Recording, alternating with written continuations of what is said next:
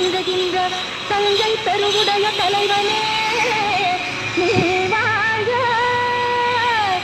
பெஞ்சமரில் வெற்றி கண்டு அஞ்சலிக்கும் மக்களுக்கோ பின்னுயர் பெரிய கோயில் தந்த வீரராஜ